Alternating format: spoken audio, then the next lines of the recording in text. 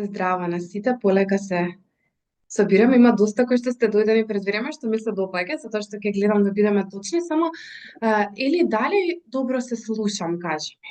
Да, супер те слушам. Добро, затоа што си имам ставено вака на микрофонот, сакам гласот да е добар. Дали е вака? Математика.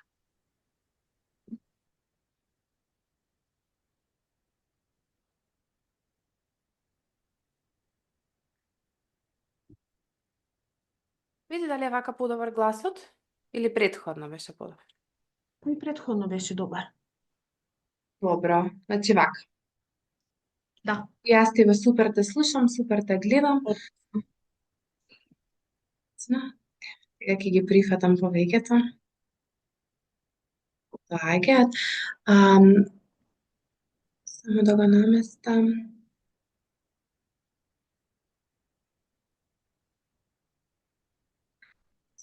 Гледам.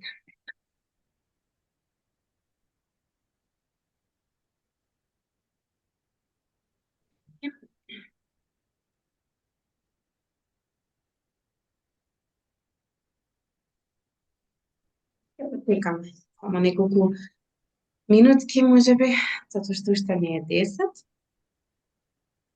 Го вака од Сабајле за наличен раст и развој. Да почне денот.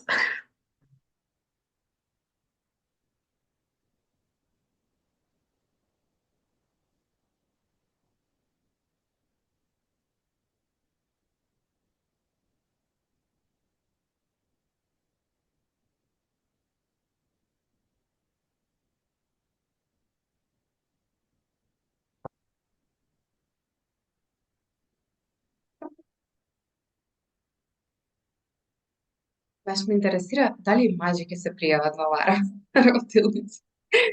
Затоа што реално е во рамките на денови на психологија и оно кое што кај нас стои, и мислам дека сите ќе се согласате, колку жените сме некако отворени да слушаме на вакви теми, да зборуваме на вакви теми, а па можеби мажите се и многу позасегнати за темата срам.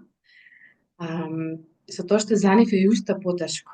Затоа што, ајде, жена некако се гледаме малку по-емпатично веројатно на срама. Така што тие што сте тука слободно повикајте си партнери ако се околу вас да слушаат, да може ќе научат нешто. Ќе има некој отпор. А вие две мини ќе ми кажат, ама сигурно сум дека ќе се земат нешто и за себе. Добро, доста луѓе се пријавуваат, тоа ми се допаѓа вака, што сте во голем број, не очекував, ама ете или пред да почнеме вика, дека ќе има вика многу веројатно. Не знам кој ќе дојде во стабата од Оте се Сабајле. Ама ете. Има.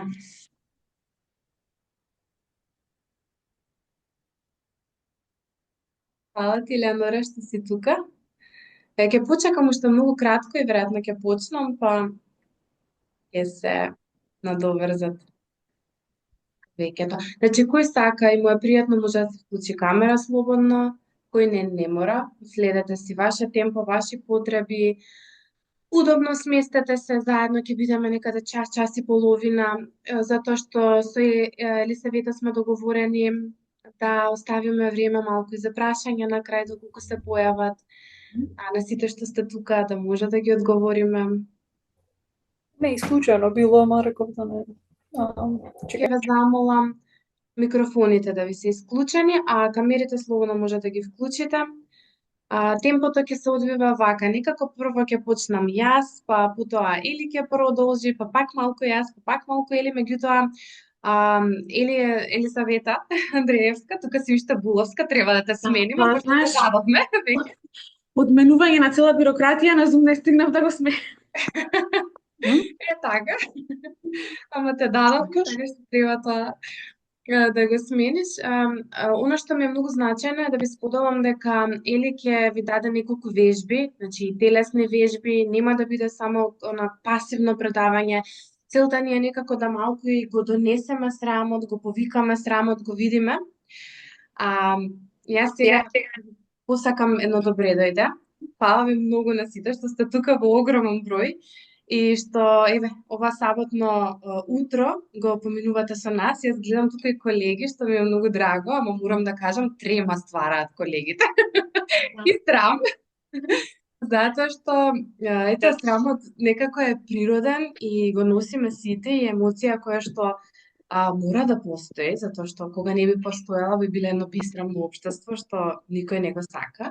Но овде малку повеќе ќе зборуваме и за некои други форми на срам кои што можеби па и не се толку посакувани, односно ќе споделиме зошто се појавуваат, како се појавуваат и нормално како да се отстраниме. Така некако го донесовме тоа со Ели. Јас сум Елена Чебар, тие што не ме знаат, јас сум психолог, психотерапевт и со Ели заедно сме колешки од факултет, меѓутоа бевме колешки на психотерапија, заедно завршивме за гешталт психотерапевти.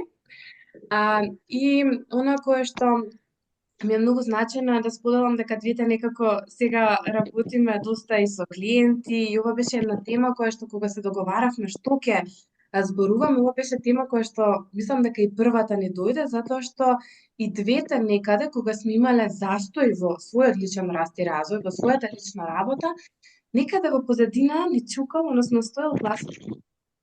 Ели инаку е прекрасна психотерапевтка која што е председател и основач на Кокреација. Може да ја најдете, повеќето веројатно од Инстаграм сте дојдени, може да ја најдете на Кокреација профилот. И секако ако имате потреба за наши контакти, ќе ви ги оставиме подоцна за да видите каде може да не најдете. Меѓутоа, многу ми е важно сега да пред да почнам, затоа што ова се денови на психологија, ова го правиме во рамките на комората на психолозите на Македонија. Сакам да споделам клучна разлика меѓу она што се случува сега некако во модерното време, каде што има многу коучеви, тренери за личен раст и развој. Вклучително јас завршив обука за лайф коуч, за тренер за лична трансформација, така би бил преводот. Меѓутоа, оно кое што ми е многу важно да го споделам е дека постои една клучна разлика, а тоа е многу ни се посакувани, многу се модерни, многу се добри за алгоритмот и за луѓето, оние теми за трансформација, за експанзија, за голем раст, за трансформација, вклучително креативност, темите за како да создаваме навики, како да се менуваме, нели да бидеме многу успешни и така натаму.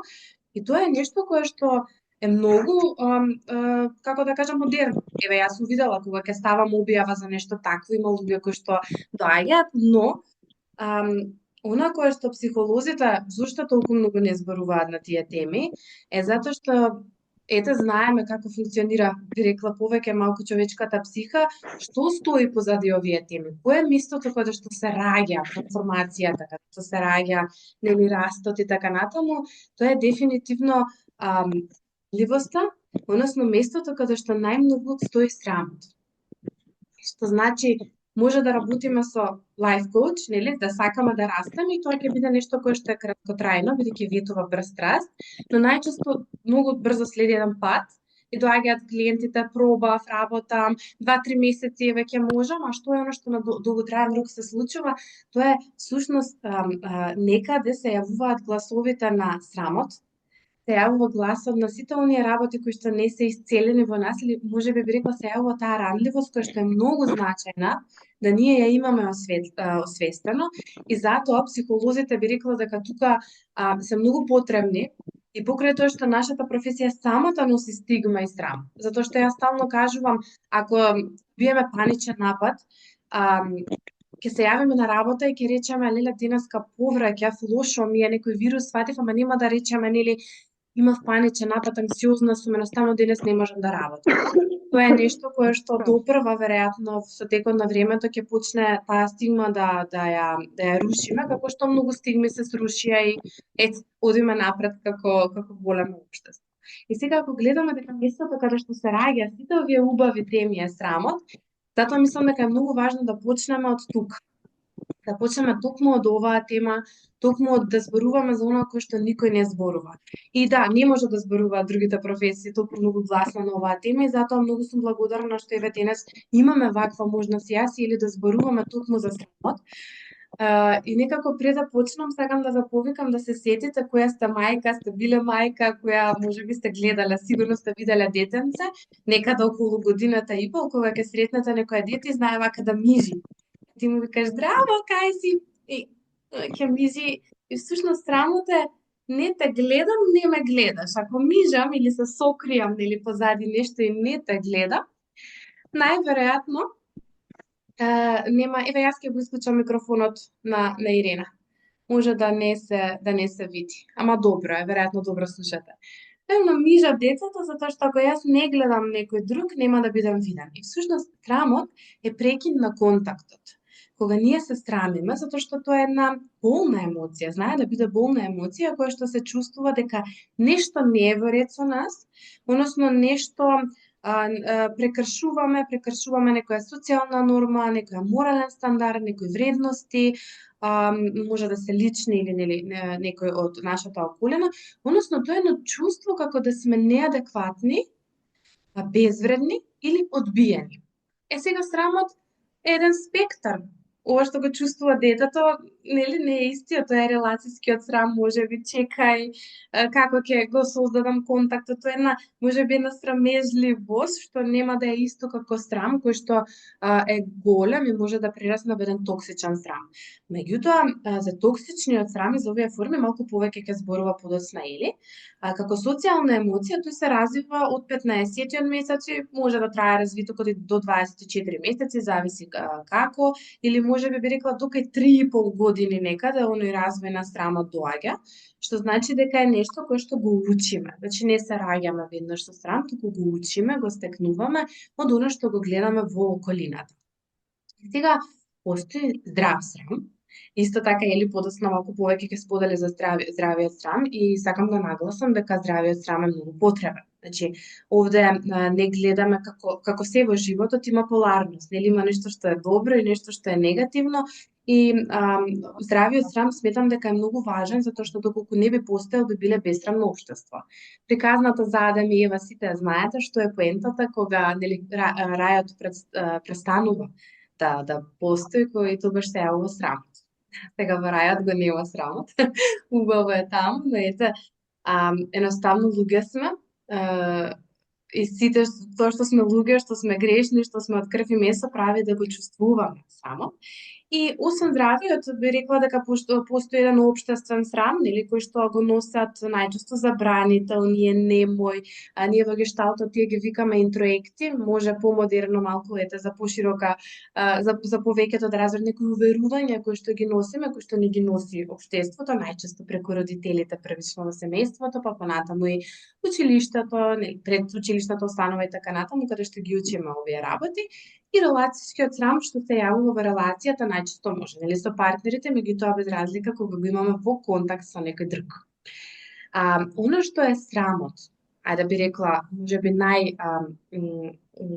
најзначајно е дека е страв од дисконекција.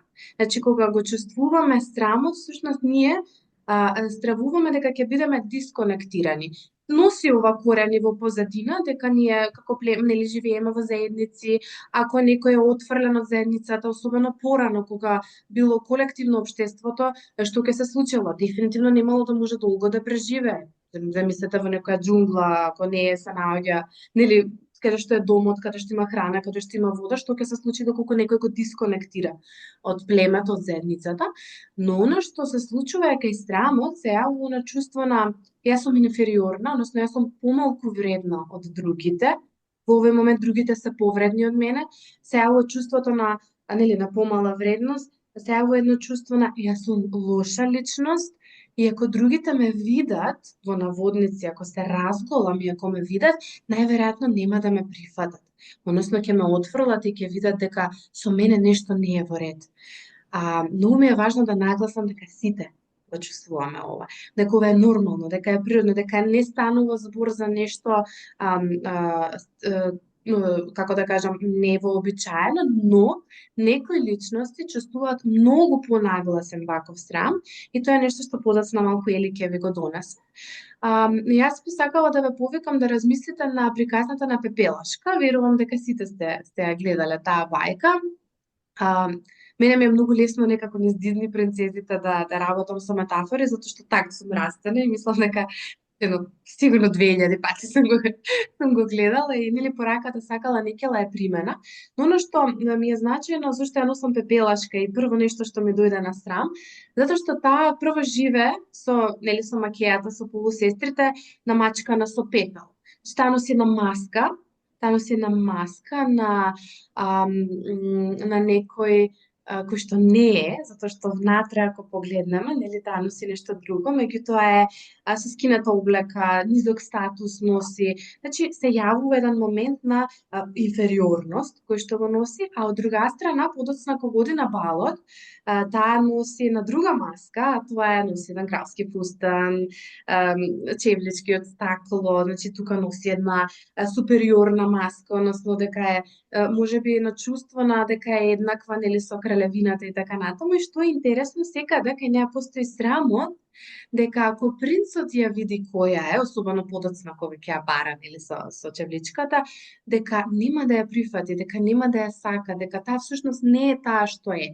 Затоа што фокусот се става на надворешноста. Меѓутоа нели на крајот и самата приказна го носи тоа дека не е важно какви сме од надвор, нели не е важно како изгледаме толку многу метафорично, колку што е важно што е внатре во нашето срце. Всушност пепелашка е таа што ја носи добрината, што ја носи душата, што го носи сето оно што е внатре, и таа и на балот е истата, и на кога е измачкано со пепел дома е истата, меѓутоа ги носи тие маски. Само сакам да ве повикам да размислите колку вакви маски носите ви.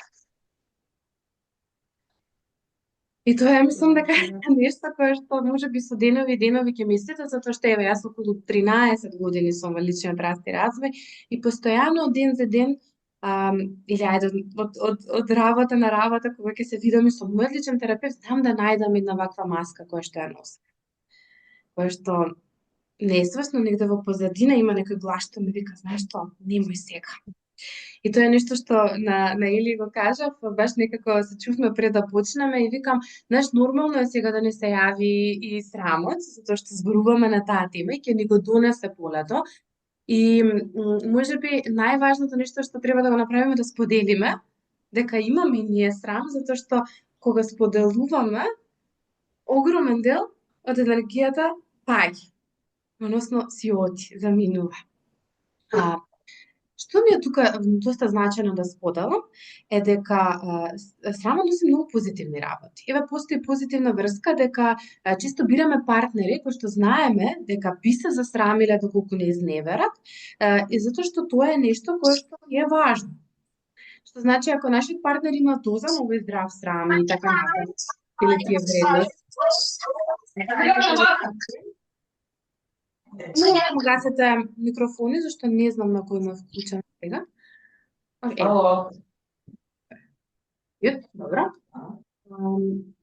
И тоа се оние, да речем, некои вредности кои што си ги носиме и е многу значајно да ви го споделам дека општеството го носи како многу посакувачки срамот.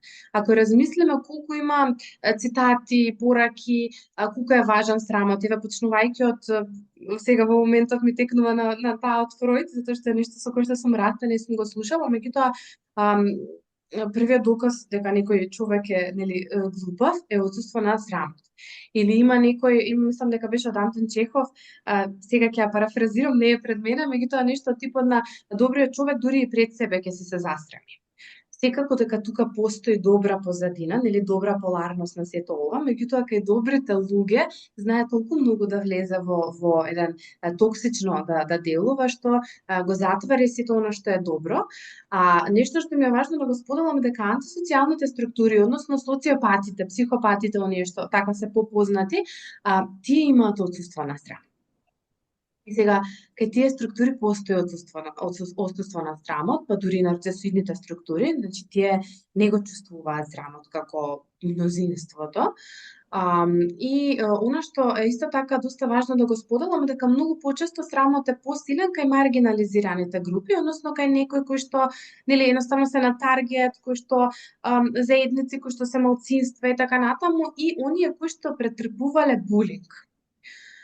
Кога како мали сме жртви на булинг, доста често знае срамот да е голем И она што низ кое што се манифестира е чувството на неадекватност, на вина може да се јави, дури може да се јави на вина кај детето што, например, родителот бил во депресија или бил алкохоличар, а да детето чувствува вина дека не успеало да го спаси или да помогне.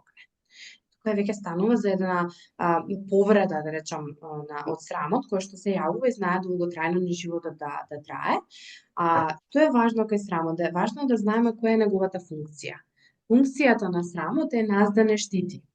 И ако ме штити, значи е нешто што е добро, но што се случува, како сите одбрамбени механизми што ги носиме, тие се значајни и важни да ги имаме во текот на животот.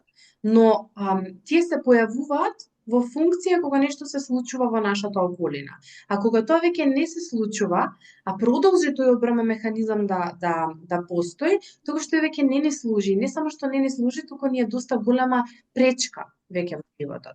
И затоа е многу важно да бидеме свесни доколку срамот е тука како одбрамен механизам, а меѓутоа не соодветен, затоа што некогаш можеби во детството или пред неколку години ни бил потребен и така натаму, но веќе не ни е потребен.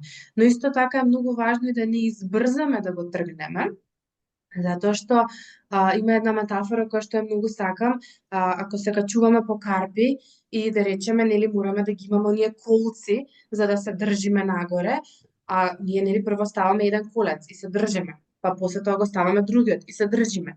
И ако овие колци се одбранбените механизми, не може да го тргнеме ние горниот колец пред да ставиме нов. Зашто кога го тргнеме ќе паднеме на назад. И мислам дека оваа метафора е многу важна да ја знаете дека ние не брзаме да го тргнеме срамот како одбрамен механизам или било кој друг во случајот одбрамен механизам. Но ние полека наоѓаме наоѓаме ново нешто на кое што ќе се држиме за да може полека, нели, ова горе колцето да се тргне. Она што ми е многу, мислам дека мене големо, ајде да кажам, кога јас сум работела на мојот срам и кога јас сум го гледала мојот срам, тоа е еден глас кој што мислам дека никогаш во главата не престанувал. Некој знае да го наречат и како внатрешен критичар. И може би такав е малку попознат, меѓутоа има една многу убава метафора која што ја прочитав како рак што метастазира. Значи се јавува на некое место и ти постојано ти зборува и те клука колку е важно да останеш мал, колку е важно да избегнеш да се виден, да не те гледаат, и тоа на детското не те гледам, не ме гледаш, нели мижам, само не ме гледај, и да се минимизираш себе. Јас многу често, еве во текот на годините, сум го доживувала и сум го гледала тоа колку сум имала тенденција да се минимизирам ако некој ме пофали, затоа што срамот се јавува.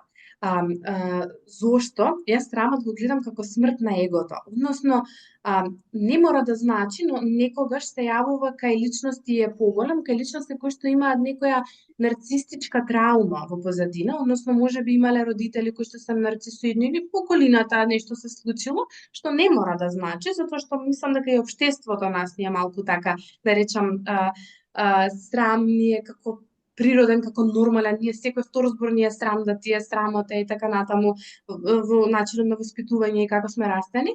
Меѓутоа, зошто викам срам еднакво на смрт на егото? Затоа што сакајќи да не бидеме како нив, да не бидеме како таму нарцисот или како тој што не повредил, како тој што има многу големо его, ние толку многу се минимизираме, толку многу егото го минимизираме што одиме во една токсичност и што правиме? Почнуваме да се прикриваме низ перфекционизам, низ people pleasing или нели на другите се да им удоволиме, низ едно повлекување, низ хумор, најдеме да кажеме некоја шега, нели тоа го викаме како дефлексија, да направиме една магла како да не било истото. Често, особено кај мажите, низ гнев, низ лутина, она да се избувне ако се даде критика. Малку повеќе зборам кај мажите, затоа што кај жените па има една друга репресија на лутината, што друга тема. Може да се јави низ прикривање и со користење на психотропни супстанции, значи на преголема конзумација на алкохол, на дрога и така натаму, или пак оној момент што всушност, еве, и го споделив со Пепелашка, тоа е да се криеме позади маските, односно позади улоги, и да не побараме помош, тоа да биде јас сум совршена мајка, или тоа да биде јас сум силна, јас никош не барам помош и поддршка, и тоа е една улога која што може да стои, затоа што е срамота или ми е срам да ја побарам таа. Но оно што сега би рекла дека е многу важно да можеби Ели продолжи да го објасни и здравиот срам, но секако и оној хроничниот, односно токсичниот срам кој што се јавува, за кој што можеби па и повеќето сте денес тука, така што Ели повели, јас ќе го исклучам мојот звук ако треба нешто, тука сум. Елена, фала ти.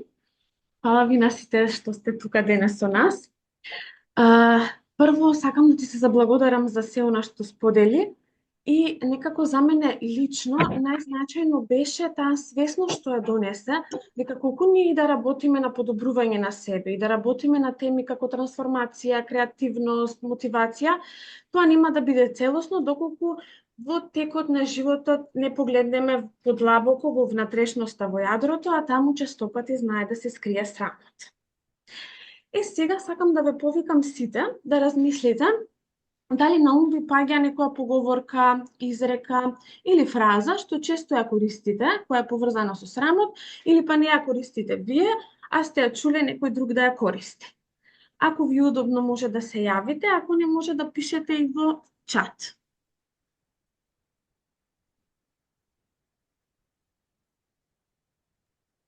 Зини, земјо, голтниме.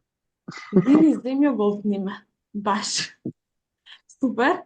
На ова мене не ми текна.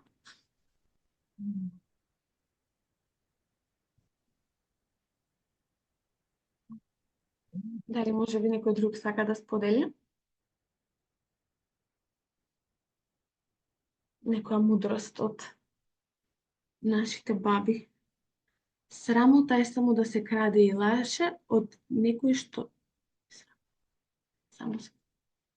Срамота е само да се краде и лаже од некој што нема срам од скоро ништо. Ни срам ни перде, да. Ни срам ни перде. Добро. Јас Ели имам и слушано и приказна, имам семејно на приказна која што се пренесува за срамот, за цвеќето срам, што немам појма како се вика латински тоа цвеќе, ама еве чисто не секогаш била како порака од типот на срамота, за срами се и така натаму, туку било како се намалува срамот и стравот, се пренесува страв низ таа легенда, односно приказна, тоа е едно цвеќе кое што на времето било голем црвен круг, а околу бело, и како поминуваат годините, црвениот круг се смалува, а тоа белото расте. И приказното кое што прабаба ми раскажувала на баба ми на мајка ми, а мајка ми мене, е како минуваат годините, срамот се намалува и колку повеќе таа црвена точка, сега е точка, сега скоро исчезната. Тоа е како со страв раскажувано, како леле срамот кај луѓето исчезнува. И сега ова е од една страна нели добро, меѓутоа од друга страна доста знаело да биде како леле сокри се, намали се и така натаму, значи не било во само како реченица, него било дури приказно кој што носела спектар на емоции. Може ќе се сети некој на таква приказна? Фала ти што ја сподели приказната. Исто јас често пати знам да слушнам умрев од срам, потонав од срам. Од страв се бега, од срам не се бега. И, нели, во реченица, засрами се зашто го направи ова, срамота е немој.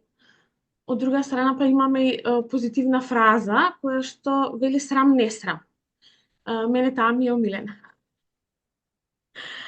Сега сите овие пораки, сите овие изреки што ги споделивте и ги споделив јас и приказната на Елена, се дел од нашето колективно искуство и култура и најчесто во нив има скриени пораки за како едно општество го гледа срамот. Скриените пораки се некои верувања и очекувања кои многу пати знаат да ни помогнат, но и да не ограничат. Ако јас сега побарам од вас да ми кажете примери за нели ограничувачки реченици, верувам дека ќе ви текнат многу повеќе отколку оние позитивните. Затоа што најчесто сме го слушнале делот на засрами се немој, срам да ти е зошто го направи ова, но јас тука сакам да дадам позитивен пример со фразата срам не срам. Ако јас ја кажам реченицата срам не срам и се јавив на Елена да ја побарам помош за новиот проект на кој работам, што кажувам со таа реченица? Јас прво признавам дека се срамам. Срам. Јас се срамам.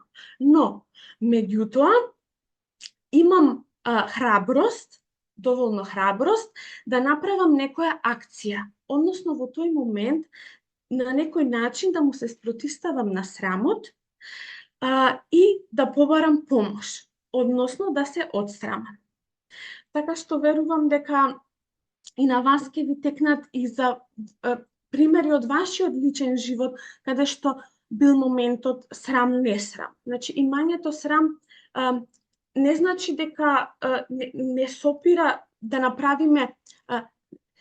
Имањето срам не е проблем, колку што е проблем кога долго остануваме во тоа закочено чувство на срам. А моментот на срам-не срам го носи тоа се срамам, ама и стапува.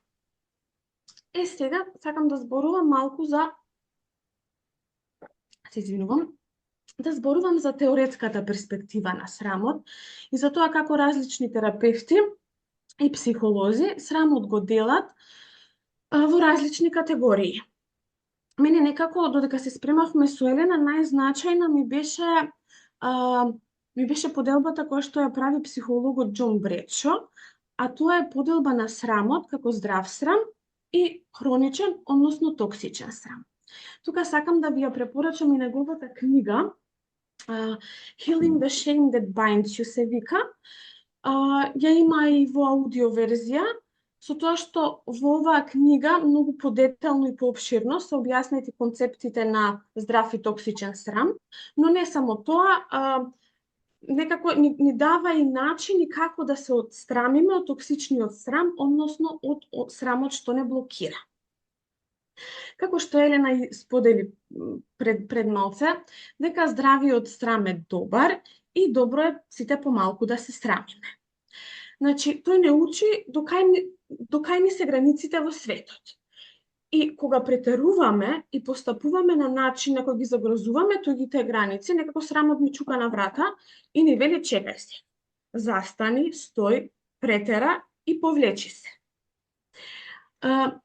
Тука да се надоврзам со еден пример, сега јас без перде срам да почнам тука да се соблекувам, тоа не само што ќе прекрши некој кодекс на пристојност, ќе создаде непријатност кај вас, најверојатно ќе се прашате колку сум компетентна да бидам на ова место во ова време и да држам работилница, и сигурно ќе си помислите дека ми треба дополнителна помош и нема да сте далеко од вистината.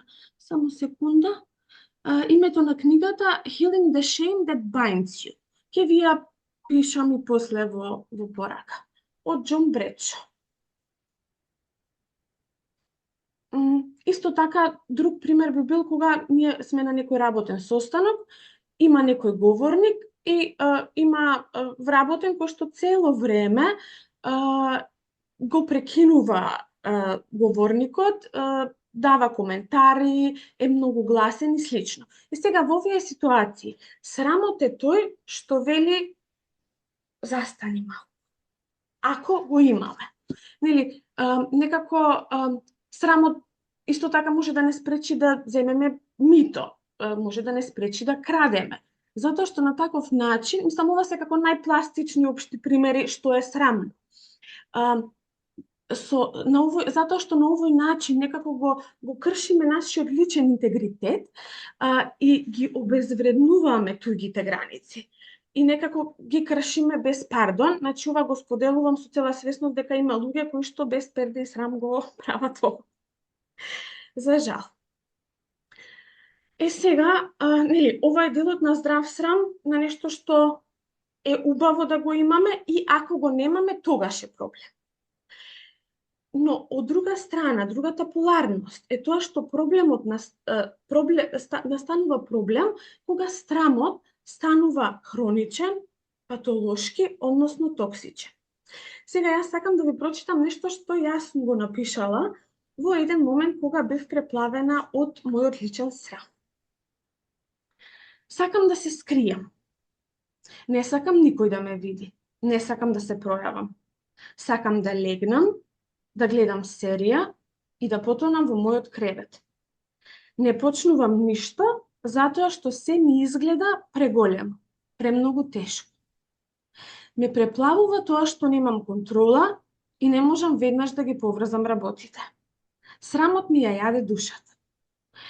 Не знам дали забележувате, но и сега кога го читам ова, кога ви го прочитав ова, јас повторно се ежам, гласот ми трепери и го чувствувам товарот на зборовите кои што сум ги напишала, а истовремено и тежината на тоа како е да се излезе од една ваква состојба.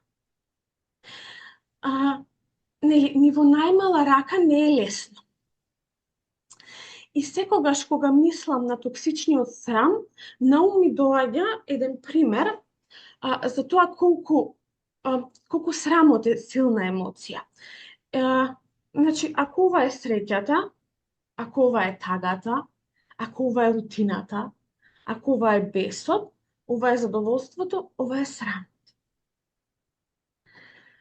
Значи, како срамот да има моќ да ни ги поклопи, да ни ги задуши сите други емоции. И она што Или Преска го сподели како срамот е рак. Тоа Питер Левин го кажува, тој вели срамот како што е ракот за телото, така срамот е за душата. И како таков метастазира во сите аспекти на нашето живење. Всушност, токсичниот срам е верување дека со нас е нешто погрешно, валкано, скршено, корумпирано и го допира нашето јадро, односно нашата суштина. Што тоа значи? Тоа значи дека токсичниот срам удира по самата личност, а не го детектира или поправа одредено однесување. Значи, кој би бил внатрешниот говор на здрав и токсичен срам? Здравиот срам вели јас направив грешка. Токсичниот срам вели јас сум грешка. Сега, тежината на јас направив грешка е многу помала од тежината на јас сум грешка. Сакам само да ви прочитам тука 3 примери, кои што, ете, за таа разлика помеѓу што вели здравиот, а што вели токсичниот срам. Здравиот срам вели: направив грешка на работа, ќе поработам да го поправам ова и да научам од искуството. Токсичниот срам вели: јас сум неспособна. Никогаш нема да бидам доволно добра за оваа работа. Здравиот срам вели: оваа личност не е заинтересирана за мене. Тоа е во ред, можеби не сме компатибилни. Додека па токсичниот срам вели: јас сум одбиена затоа што не заслужувам љубов. Здравиот срам вели: денес не реагирав најдобро кон моето дете. Следен пат ќе се потрудам да бидам поприсебна. Додека па токсичниот срам вели: јас сум ужасен родител, моето дете заслужува подобро. Некако со токсичниот срам престануваме да веруваме дека сме вредни да добиваме љубов, добиваме грижа, да добиваме заштита, почит и поддршка. И спасот го гледаме во тие механизми што Ели претходно ги сподели, односно бегаме кон перфекционизам, непројавување, изолација, контрола, фантазирање, со цела свесност дека сите овие работи во одреден период од животот и како ни биле потребни. Но, колку и да е голема тежината на токсичниот срам, има надеж. Еве јас сум еден пример. Исто, да. И дека постои начин како да се отстрамиме. Сега може малку Ели да продолжи на оваа тема. Како да се отстрамиме? Да, фала Тели. Уште сум така наежана од ова што го сподели. Особено со мене остана оној момент како тоа го правиш. Колку е всушност секој може да седне и да напише што точно во моментот чувствува, што е нешто му е потребно, што е тоа што му го предизвикува и срамот. И многу ја сакам метафората како срамот многу не покрива. И всушност, она кое што тука сакам да го споделаме, дека не може да постои контакт без ранливост, односно без тоа отварање и без тоа споделување. Она кое што е спротивност на срамот е поддршка, а за да се оствари контакт, нели потребна ни е таа поддршка и срамот е баш оној дел кој што не ни дава, не ни дозволува да ја постигнеме поддршката, додека антидот за срамот е емпатијата. И сега тука може да ги донесам нели и довербата која што е важна и трпеливоста која што е важна, меѓутоа дефинитивно антидотот е емпатија. И тука што ми е важно дека многу тешко, всушност, не тешко, туку многу е важно да си дадеме време. Најважното нешто во она да се отсрамиме, да може да помине срамот е да дадеме долго време. И важна е таа емпатија, да ние ја создадеме емпатијата за таа личност, односно таа маска, подличност во нас, улога во нас која што се срами. Сега, може би поделила вака во неколку, да речам, делчиња. Прво е важно да не го генерализираме срамот. Ти многу убаво сподели што значи срам и што значи здраво, како би било здраво, а што би било токсично. Јас би рекла дека срамот многу често знае да се појави како вина. Односно, ако срамот е ти си лош, вината е направив нешто лошо. Кога ние би почувствувале вината од она што сме го направиле лошо, е нормално понекогаш и на вистина нели да направиме нешто лошо. Кога имаме вина, многу полесно доаѓа, направив нешто лошо и сега можам да преземам одговорност нели и да се исправам, додека кога постои срамот, односно јас сум лош, а не делото што сум го направил, тогаш веќе постои отсуство на таа, односно не можеме да преземаме одговорност зашто нема нели што да се направим, јас сум лош. Како може да се смени тоа? Затоа е многу важно да не генерализираме. И кога ќе се појави овој глас на срамот во нас, доста е важно да застанеме и да бидеме специфични. Оно што или ги читаше речениците и примерите. Окей, ајде да не генерализирам, не сум јас лош. Дај да видам што беше лошо. Добро, ова и ова го направив лошо. Па добро, дај да видам, мозокот сега ќе ми бара докази, тоа нели мозокот не штити, ќе почне да бара докази каде се ние сме нели направиле нешто лошо и така натаму, но кога се трудиме да бидеме специфични, многу често и нема доказ. И тука знаеме дека станува збор за срам. Нема во позадина такви искуства. Може има нешто мајка, нешто татко, нешто баба и така натаму, но многу често и нашиот мозок нема искуство и тоа е веќе еден доказ дека дефинитивно срамот е тука, но и кога постои тоа искуство, окей, јас на вистина нешто сум направил, кога сме ние специфични, кога точно знаеме што е, не го врзуваме тоа со целата наша личност, туку со таа ситуација или со таа релација која што е. И многу е полесно да ние тука нели направиме следен чекор и една мала промена. Но за да се случи ова, првиот чекор е всушност ние да го признаеме срамот.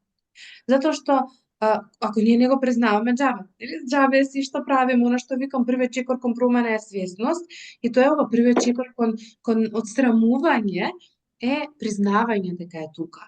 И овде може да ви помогне пишувањето. Например, кога се појавува, како го чувствуваме така натаму. А вториот чекор, односно одиме кон антидотот, тука е таа емпатија, која што е многу важна да ја чувствуваме, тоа сочувство и емпатија, да си дадеме време, да разбереме зошто е тука, да го прифатиме и телесно, да можеме да некако персоната во нас која што се срами да ја прифатиме, да ја разбереме и некако да го имаме оној момент на окей, знам дека си тука и знам дека ме штитиш, или да не биде тоа нешто кое што е контра, ја гледам, ја разбирам, значи овој чекор е најдолг најверојатно. Прифаќањето на таа личност во нас, подличност која што се срами. Ако тука избрзаме, не може да се осрамиме. И ова е нешто кое што го правиме со овие инстант терапија, инстант решенија, инстант удење, затоа после толку лесно се лезнуваме, односно оно што почнав на почетокот.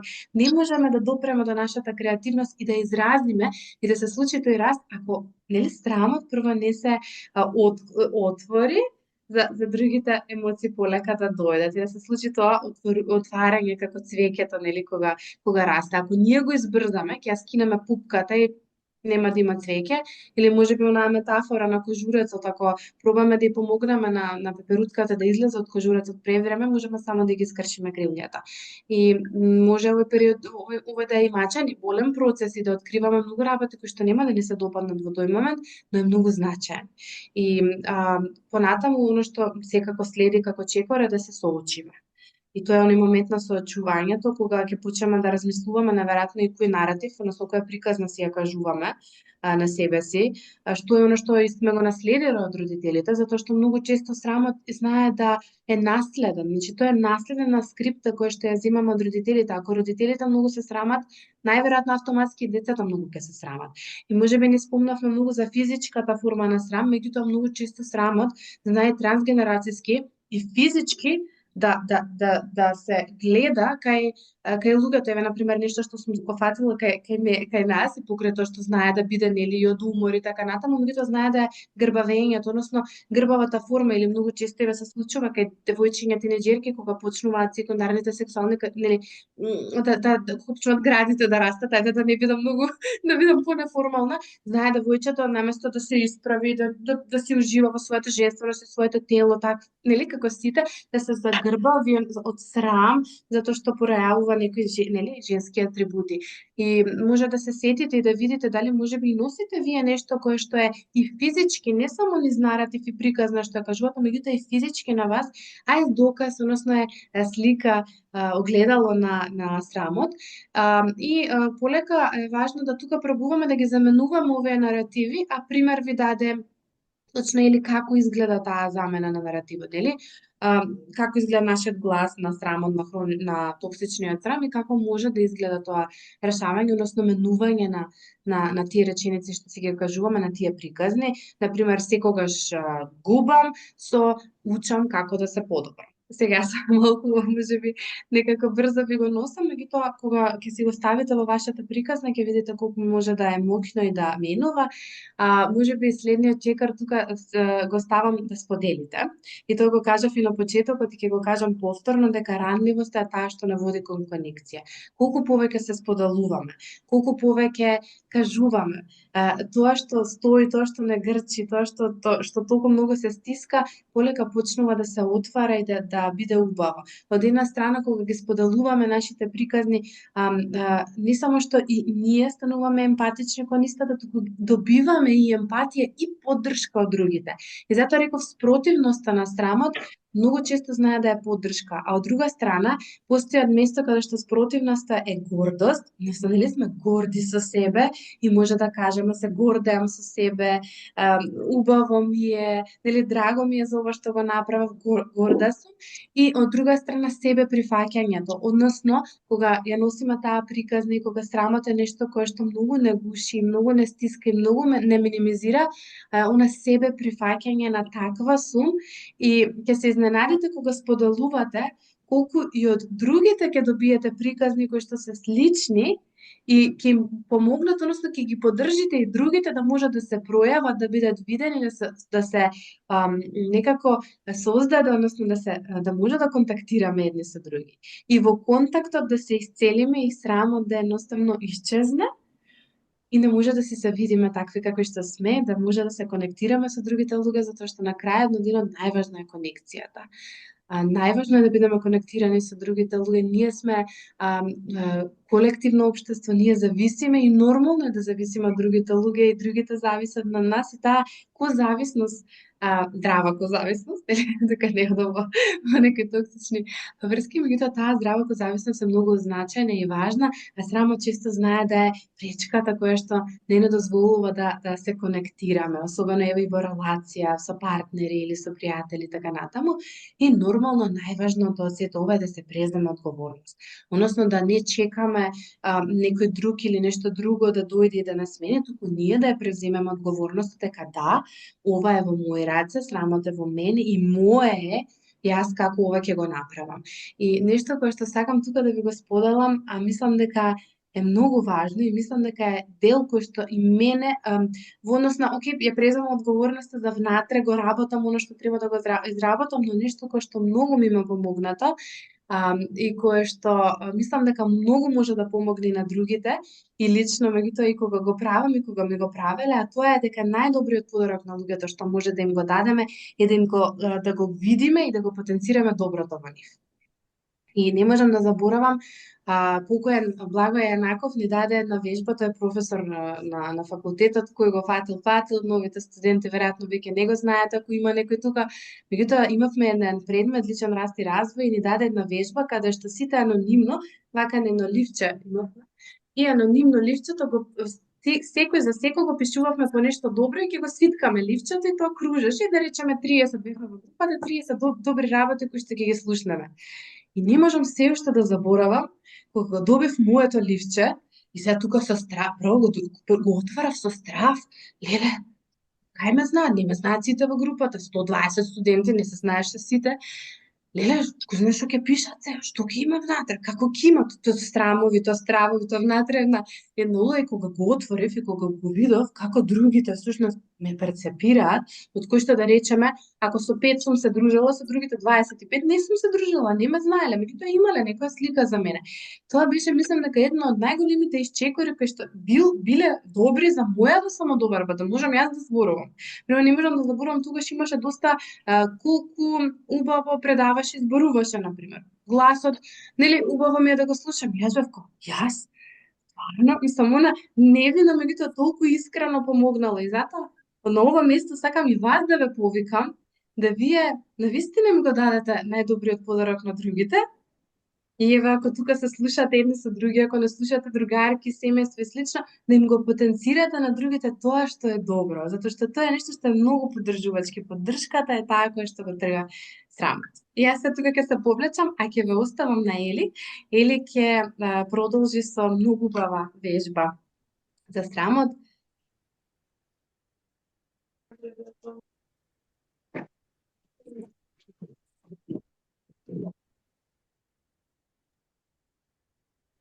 Включи го микрофонот. Не знам дали само што се вклучи на вебинарен чат. Дали Само секунда. Еве Мила пишала оваа алатка на семинари и работилници со невладините ја користиме. Неверојатен ефект има. Sugar Cubes ја викаме. Баш убаво име. Јас само сакам да се надополнам за моментот колку е важно признавањето и прифаќањето дека во овој момент ова сум јас. Затоа што некако ние одиме на терапија и сега одиме со помислата јас сакам ова да го нема кај мене. Сам иста сум.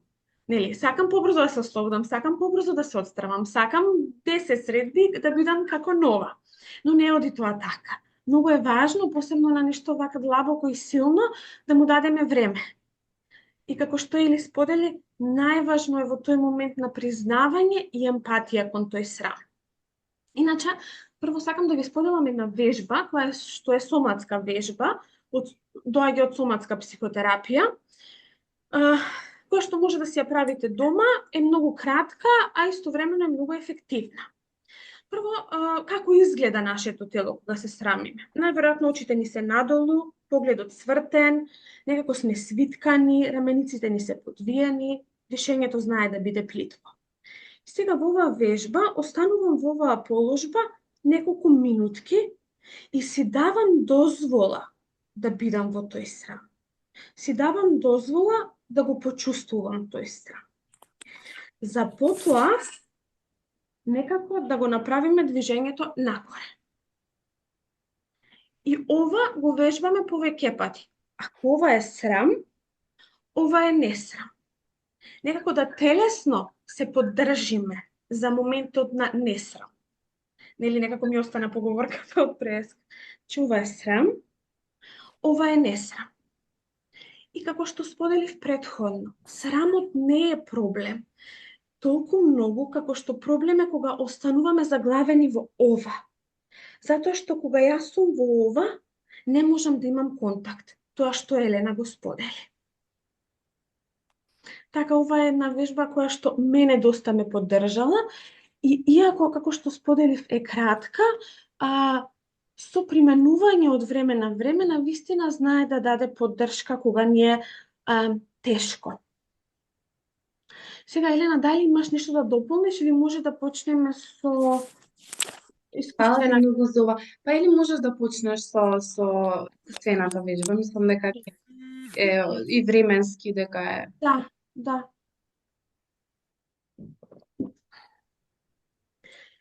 И сега доста зборувавме теорија. Сакам да ве повикам да направите со нас една вежба со која што ќе го запознаете својот срам. Најпрво сакам да проверите, да ги исклучите, прво да ги исклучите аудиото, ако може. Или можеш ти тоа да го направиш?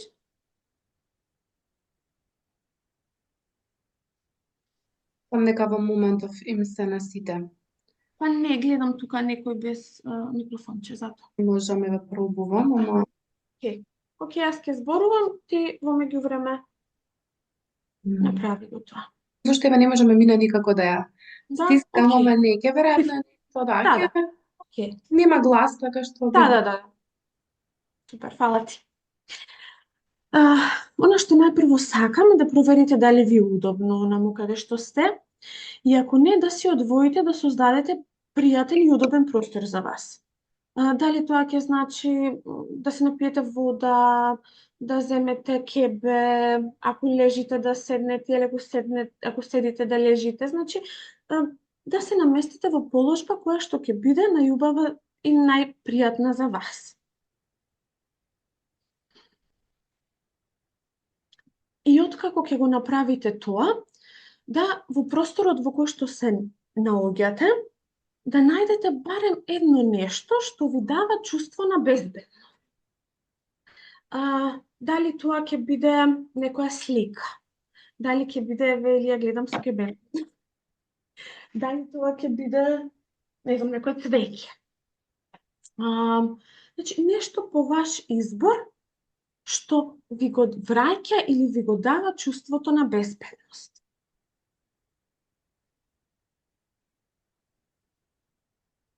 Исто така, сакам да напоменам дека е во ред и пасивно да ја слушате оваа вежба, или па ако во некој момент нешто ви е премногу преплавувачки од она што јас ќе го донесам, дека слободно може да се повлечете и да се вратите тука за 10 минути. И дека не постои точен и погрешен начин на учество или на правење на оваа вежба, што и да ви се појави. Значи, дури и сулудо сценарио, тоа е сосема валидно. Мислам дека ова е најважно некако to sink in, да потоне. Сега, доколку ви е удобно, сакам да ве поканам да ги затворите очите, или ако тоа не ви е добро, нека бидат полуотворени.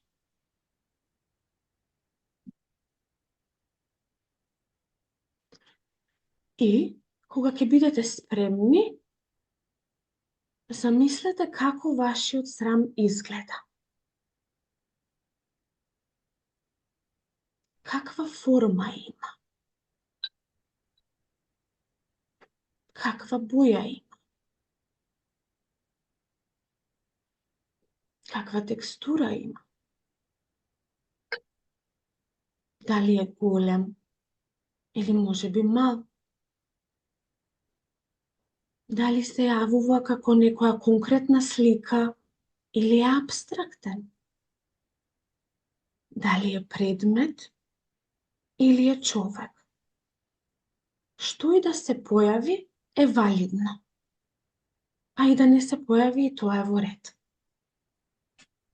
Дали можеби доаѓа со некој мирис? Дали се движи или е статичен?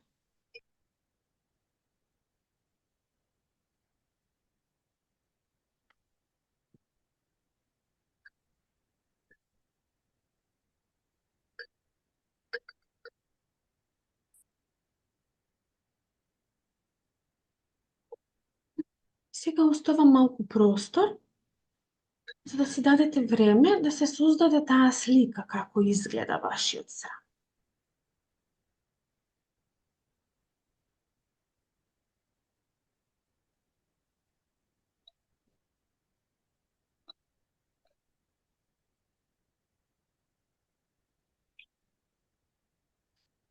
И кога веќе ќе се појави таа слика пред вас на тоа како изгледа вашиот срам, како сте со тоа да му кажете здраво на срам?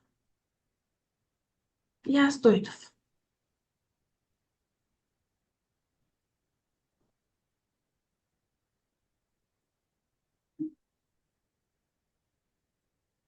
И само да проверите како сте додека го гледате срам. Кои емоции се јавуваат?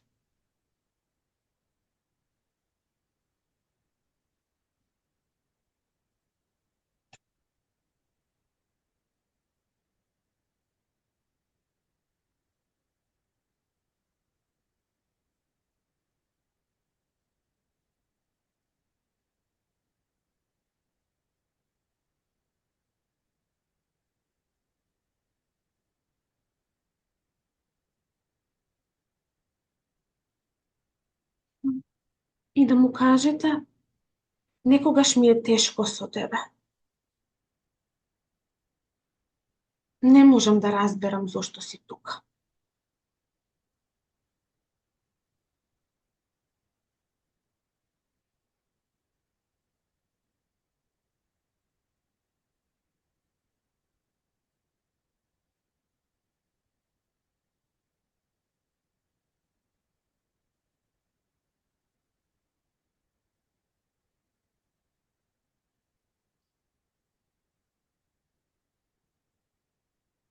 Знам дека сакаш да ме заштитиш од нешто.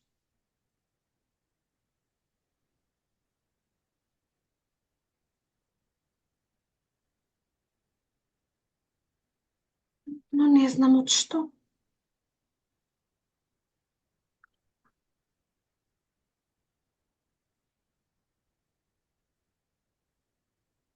Знам дека сакаш да ми помогнеш, но се уште ми е тешко да видам како.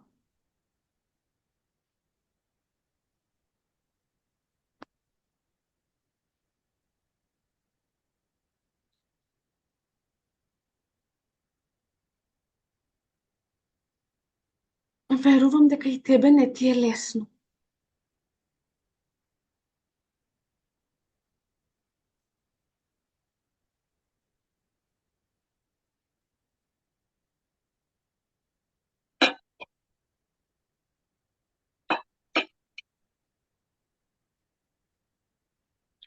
И слободно, ако доаѓа нешто од вас внатреш, што сакате да му кажете на вашиот срам, кажете му го. Ова што јас го давам се само идеи.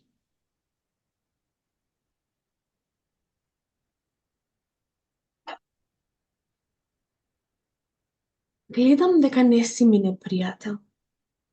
Ти си дел од мојата приказна.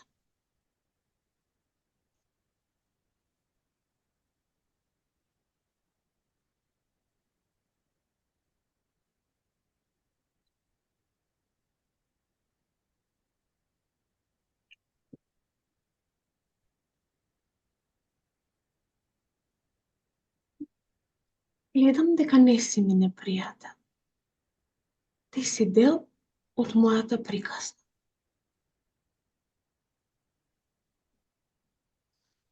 Ти благодарам што ми дозволи да те видам.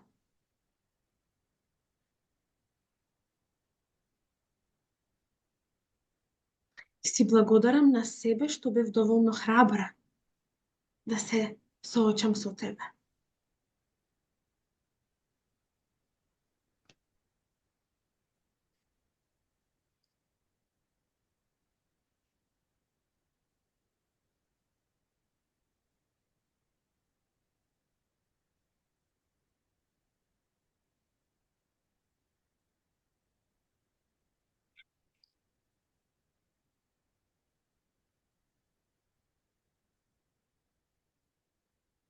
Сега те поздравувам. Ќе го продолжиме овој разговор во некоја друга прилика.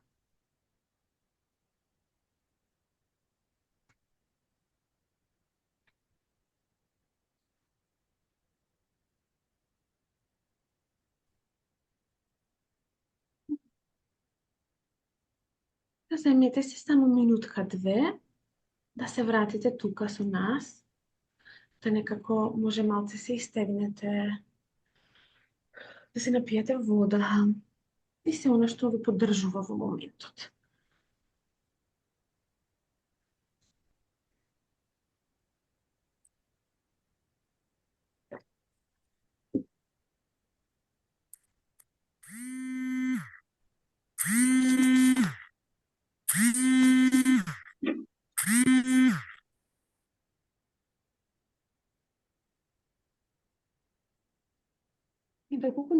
сака да сподели како беше, какво му беше искуството, додека ја правев на оваа вежба. Сакам да ве поддржам да споделите, а доколку не сакате да споделите со аудио, може да пишете и во чат.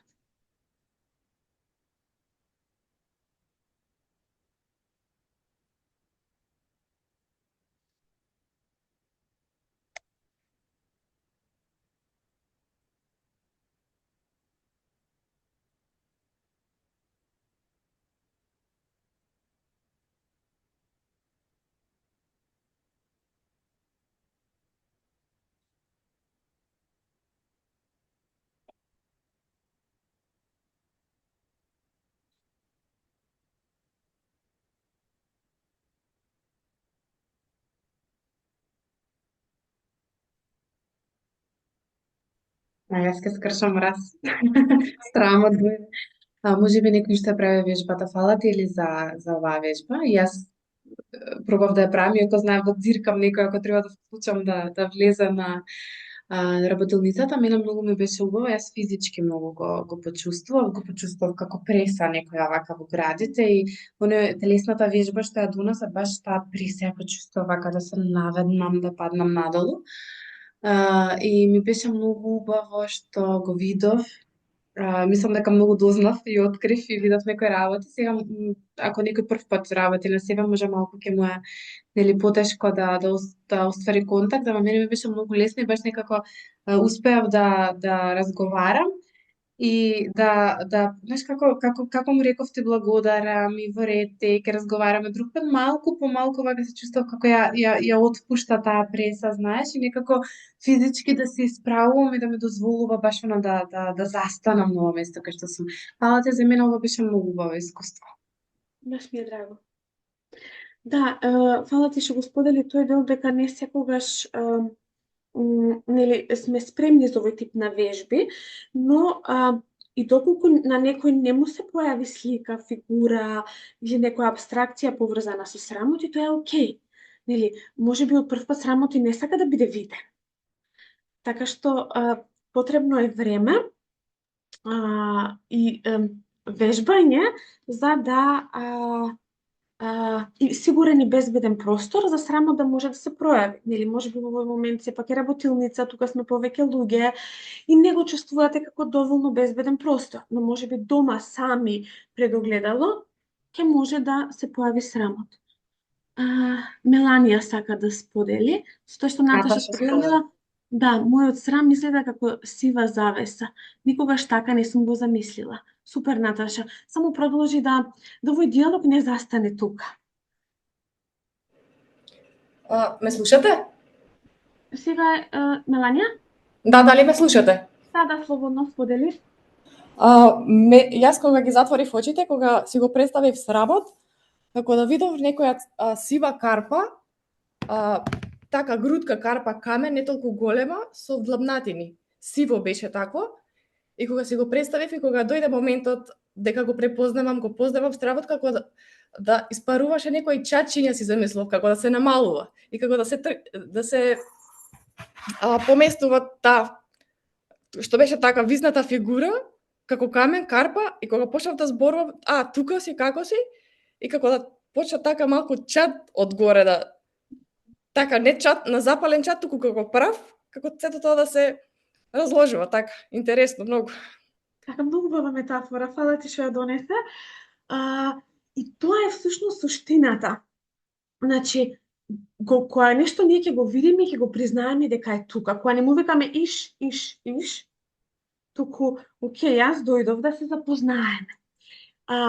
И најтешкиот чекор е всушност овој, тоа што и Елена Преска го донесе. Да видиме другите што пишале. Ангела пишала, мојот срам нема боја, е човек без лице и се движи, немирен. Се почувствував вознемирено во моментот кога го сретнав, но не го разбрав зашто се појавува во важни мигови. И почувствував олеснување кога го поздравив. Мислам на крајното поздравување. Така, како што кажав, многу видови емоции може да се појават во текот на овие вежби, емоции кои што не можеме да ги исконтролираме, но исто така, Ангела, и тебе сакам да те поддржам да оваа вежба како диалог ја правиш и дома, а, со тоа што со тек на време, тоа што не го знаеш, верувам дека ќе го дознаеш. Ќе ти се открие.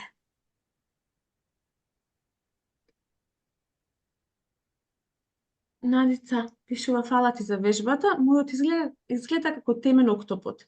Делот кога кажа да му пристапиме и да го поздравиме, почна да ги опушта пипците и да се намалува болката. Супер.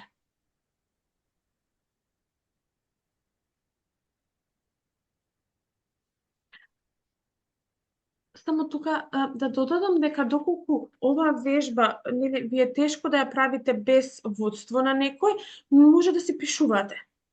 Нели, јас две точки, срамо две точки, јас две точки, срамо две точки. Сива, безлична фигура која притиска на грбот и ме обвива околу рамената и рацете и ме следи со секое мое движење. Кога му пристапив, се одвои од мене и се оддалечи. Значи, некако бојата на срамот сива за повеќето. Да, како дојде некако баш така, како боја на крај. Јас Да. така живувам како боја на крај донесо октопотот темен, карпите беа такви. Завесата. Зависат. Пердето. Ни перде, ни срам. Фала ми на сите што споделуваат. Ова е многу убава. Ние во гешталтот реално работи низ вакви вежби, нешто што е искуствено и е многу убаво, можеби и вие да го почувствувате тие кои што не сте, голем дел знам дека не сте психолози или терапевти или во гешталтот, чисто да видите како изгледа реално кога работиме со себе, а не само да впиваме нели информации, да читаме и да се едуцираме и да слушаме, туку на вистина телесно да го почувствуваме. И верувајте, овие слики кои што сега ги видовте и ви се појавија, никогаш нема да ги заборавате. Секогаш некаде ќе ви се појавува и ќе ви бидат поддршка. Затоа што и телесно ви се искусени, а не ви се само слушнати или прочитани некаде. Така што фала ви многу за ова. Дали може некој друг ако сака да сподели, би било убаво, меѓутоа исто така јас и Или сме отворени доколку се појави некој прашање во меѓувреме пред да се испраќаме.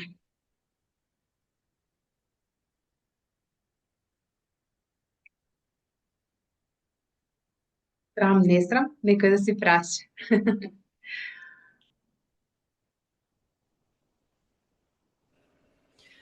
Јас само да кажам нешто ако може. Да. Немам прашање, ама сакам препорака за една книга што ја слушнав на асертивна од Елена исто, за големата храброст, што ја прочитав. Многу добро пишува за срамота, ранливоста и за храброста. Многу добро така, како разбирливо.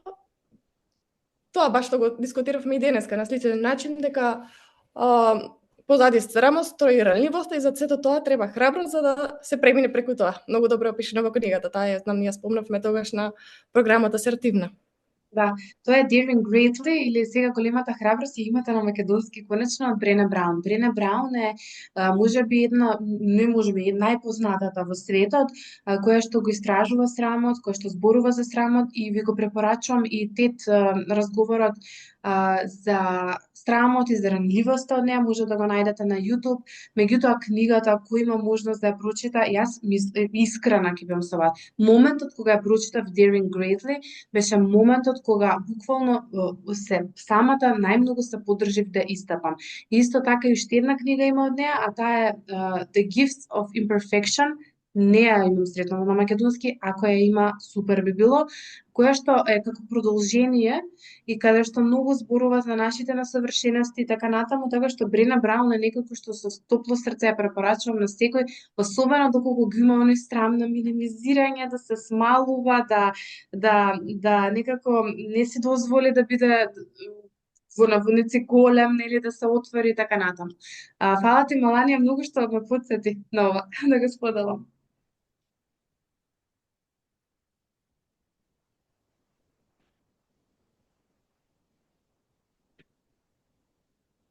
За мене стравот беше како зелен воздух. Да, и немав никаква неубава емоција кога се сретнав со стравот. Баш беше како некој комфорт, не знам.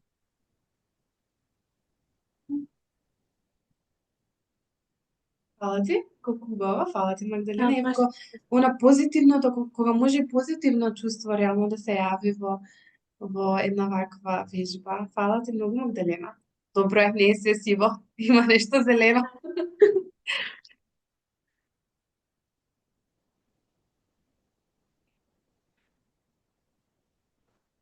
Или може би оној момент кога и сака да биде виден веќе. Кога аман конечно ме види колку убави работи ти носам. Значи види колку зеленила и убави работи ти носам. И мислам дека еве можеби тоа е нешто што би го споделила јас, колку всушност кога и ќе го видиме срамот, можеме да си ги видиме и убавите работи во нас, зашто многу често срамот токму ги крие нашите квалитети и убави работи. И затоа го споделив оно, кажувајте им на другите кога ќе видите нешто убаво. И отворете се и вам да ви кажуваат, не само саме не е ништо тоа, нели некој кога ќе не пофали. Да, благодарам, навистина, фала ти многу, затоа што нели на примање на комплиментите многу може да ја подигна самодовербата и да ни ја смени целата таа слика за себе и оној наратив што го носиме. Ана, како да пристапиме кон себе во моменти кога ќе го почувствуваме дека е интензивен? Или сакаш ти? Ајде, почни, па ќе се надоврзам, може? Добро. Па, знаеш како, јас нешто кое што го правам секогаш, доколку не работам со терапија до моментот, секогаш почнувам да пишувам. И сега овде ќе се сетам и ќе ја споделам на Или, двете Или се викаме, на Или приказната, односно она приеска каде што прочита, кога почувствувала интензивен страх, што направила. И таа си е напишала, или како беше, знам дека беше нешто типот на ме преплавува, сакам да седнам Така. да си гледам серија, да се сокријам, да се така што нешто кое што јас еве би го препорачала кога е интензивно, кога е големо, кога не преплавува, малку време за себе, ако имаш, нели, пошто понекогаш па срамот знае да биде во, нели, како трема пред некаков настап, што не би била иста, што не би била иста насоката во тој момент, затоа што па во тој момент би предложила дишење, контакт со себе, охрабрување, нели? Или она Мел Робин што го носи 5, 4, 3, 2, 1 и излагаш и нема број, не ја дозволуваш мозокот да влезе во срамот. Значи, ако е нешто што е така во моментот пред да излезеш, тогаш ми се допаѓа таа вежба, Мел Робин се носи таа вежба и таа е буквално да броиш од 5 до 1 наназад, да го имаш моментот на 5, 4, 3, 2, 1 да броиш, за да не мислиш, пошто ако почнеш да мислиш, отиде. Нели, мисливе ако ќе почна да ни доаѓаат и така натаму, а доколку е нешто каде што имаш време и интензивно, тогаш препорачувам пишување. Ова е што го донесе, да се пишува, да се отвори, да излезе се што дошло. Елена, ми го зема зборот. Да, пишување. Значи, во оној момент кога јас го прочитав, ви го прочитав вам она што јас сум го напишала, баш во моменти на интензивен срам, беше моментот кога успеав малку да се поддржам дека е окей, знам што чувствувам, го признавам и го прифаќам. Што сега со ова? А исто да се надоврзам на Елена тоа што го кажа, во моменти кога нели треба јавно да говориме или во моменти кога го немаме тој луксус да си го земеме времето за себе за да или се поддржиме на одреден начин.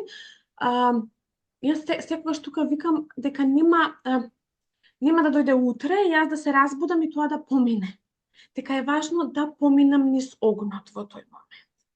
Например, јас лично не сум многу имам трема од јавни настапи. Сега јас знам дека ако нели нема да дојде утре да се разбудам и да си кажам ја денес мене веќе не ми е срам.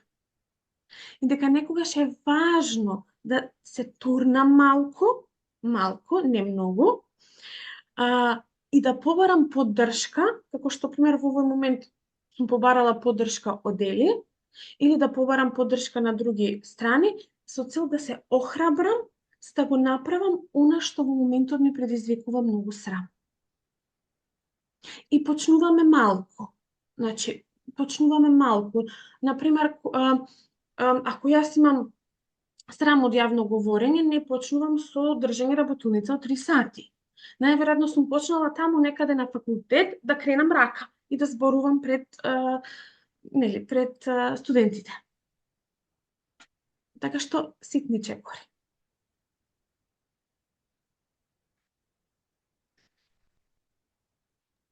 Би сакала јас да се надоврзам. Да, Здраво повели? од мене. Во врска со срамот, да, ме подсетивте. Прво ти благодарам, Елисафета, на вежбичката. Имам, значи, ситуација, еве конкретно јас сум ваша колешка и гешталт терапевт, кога со клиенти, значи, кои што не знаат да се изразат преку пишување, тогаш е добра, еве, можда како продолжение, еве, чисто како мој предлог на вежбичката, да го нацртаат. Затоа што тука, еве, кога ги слушав дел од луѓето кои што се тука приклучени, значи некој имаше го доживува како сива, зелена, еве конкретно јас во мојот експеримент го видов како црвена и портокалова боја и тука станав свесна дека можеби покрај тоа што еве знам дека позади секој срам стои чувство на вина, меѓутоа еве кај мене се појави лутина, сега тоа јас го поврзувам и со нешто друго, што значи има тука едно поле на работа позади мене, кој што излегува нели од позадината. Меѓутоа, сакав да се надоврзам, значи, арт терапијата тука многу брзо помага.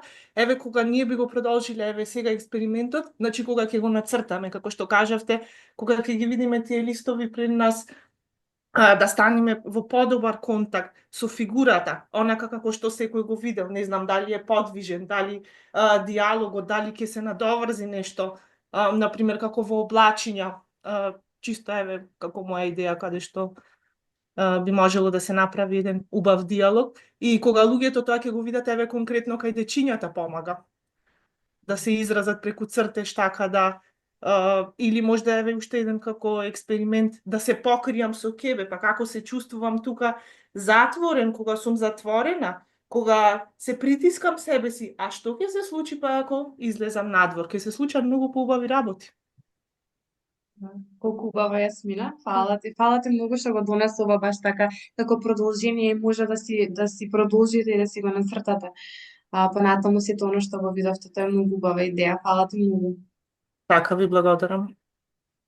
Така, затоа што сите сме различни, нели некој визуелно подобро се изразува, некој подобро се изразува преку зборови, некој можеби преку движење, така што најдете го она што вас ви одговара најмногу.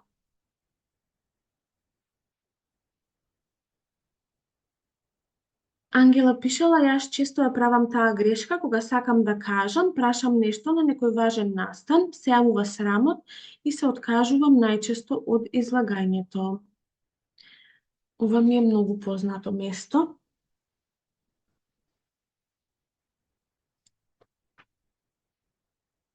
И знам колку е тешко кога сум сакала нешто да прашам или нели прашањето е веќе на ум, ама некако немам доволно енергија да го направам овој покрет. Затоа вежбата, таа соматска вежба што ја споделив, кратката вежба, ти ја препорачувам да ја правиш, да ја пробуваш по дома, со тоа што знаеш може да биде и покретот не мора да биде само од срам во нели се изразувам, може да биде ова. Да прашам. Буквално да го вежбаме. Мислам, може ако не гледа некој од дома ќе си рече ваша мафта со рацете, ама сето тоа е за убаво. Да, многу убаво. Многу убаво. Тука е важно да бидеме креативни, да го најдеме оно што ни одговара. Еве, Јасмина сподели арт терапијата или зборува за телесните, нели, колку е важно. Значи, некогаш движењето, некогаш цртањето визуелно, некогаш ќе биде, значи, само ни зборување или па некогаш и ни слушање, зависно од тоа што е оно што ние сме и навикнати, меѓутоа и кое ни е најразвиено чуло. А оно што Ангела сега ти го споделуваш, па знаеш не мора на јавен настап да почнеш да вежбаш. Јас би ти препорачала барем јас така некако. Многу ми беше срам, јас себе конкретно ќе споделам да кривам рака во школа, затоа што кога сум кренала сум имала нека негативно искуство. И сега нели да не навлегувам во содржината, меѓутоа со текот на времето како сум почнала да вежбам, не почнав да вежбам на јавни настани да прашувам, а морала да прашам, туку сум почнала да вежбам во мали групи. Значи прво меѓу пријатели, па колку и да звучи, нели, како да кажам, ќе прашам некој прашање за кое што чувствувам дека се јавува срамот. Па потоа можеби во некоја малку поголема група која што ми е понепријатно, меѓутоа сепак не е некој огромен настан, да со тек на време полека се јавува и таа самодоверба чекор по чекор, бебешки чекори што речели, да може и да се јави да се крена на јавен настап, меѓутоа можеш многу лесно да го обработиш, да видиш само кој е срамо да бидам видена или да бидам прашена и мислам дека доста ќе те брзо би можела да го надминеш. Исто така, тука е значаен моментот да си признаеш, да си го признаеш секој мал успех кога на некаков начин ќе истапиш. Затоа што сега ти напиша нешто многу ранливо. И на некој начин ни се отвори нас и ни се покажа без разлика тоа што беше со пишување, а не беше со глас. И ова е јавен настав, види. Да. Така што браво. Браво, Да. истапуваш. И ова е тоа малку по малку пробувам, истапувам, се отварам, почнувам. Ние те гледаме, ако не е со камера, те гледаме.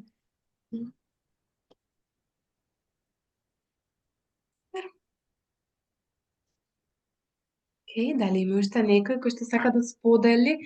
Еве, Ангела баш сподели, она не праша, туку сподели и ти не тебе ти благодарам што сподели, затоа што е многу важно тоа. Не си свесна колку ги охрабруваш и другите, можеби не денес, можеби не сега, меѓутоа ги охрабруваш и другите да споделуваат вакви значајни работи за себе.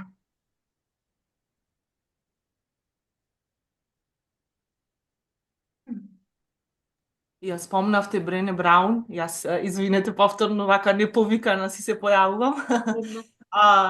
Имаше една многу моќна реченица која што ја прочитав.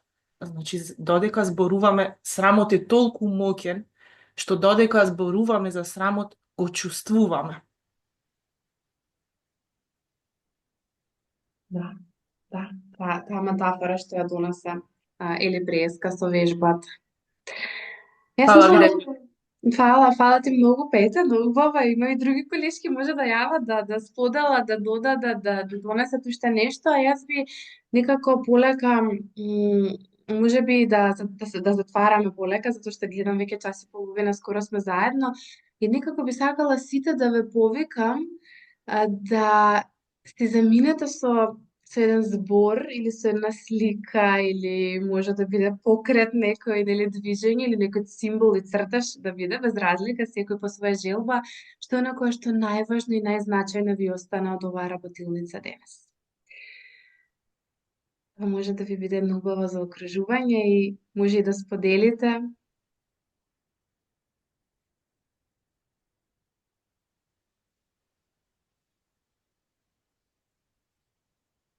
Што ќе се заминете од тука денес.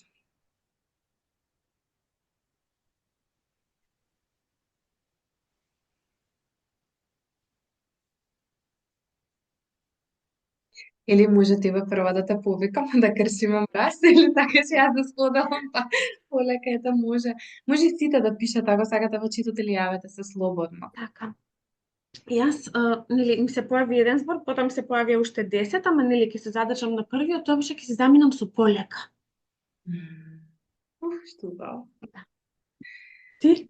Јас ќе се заминам со чувството на преса што го почувствував, затоа што за мене беше значајна свесност, бидејќи е нешто што често знае да ми се појави, ама сега знам зошто. Што фала ти многу и фала им на сите кои што креиравте и бевте тука. Зашто ќе си одите вие? Слободно или јавете се или пишете. Еве, јас ми благодарна што со топлина и искреност и ваше искуство придонесовте за ова родилница. Ти благодарам, Јасмина, и тебе многу што донесе, што и ти креираше и можеби не потсети нели на сите оние плюс начини што може да се продолжи вежбата. Меланија, со поздравување на срамот и негово прифаќање. Еден поздрав. До следно видување. До следно видување, нормално. Благодарам и вас. Прегрни го срамот. Со срам не срам, ама ќе си кажувам почесто, нема веќе да наведнувам глава толку често кога ќе ги сретнам комшиите во лес и ќе ме обземе чувството дека не го знам доволно јазикот во земјата во која пред малку се пресели. Благодарам и поздрав. Така, срам не срам, ме најажи некако. Така исто. Ала ти, Катерина. Што и ти со нас подели нешто многу лично и твое. Да. Прегрни го срамот. Алисија, спријателување со срамот, ви благодарам, благодарам. Благодарам и јас на сите. Колку убави споделување. Гледате колку енергијата се менува. Се енергизиравме. Сите заедно.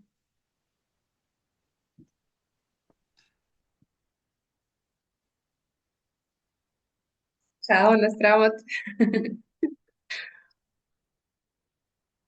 Поздрав. Ви благодарам. Ви благодарам и на вас многу.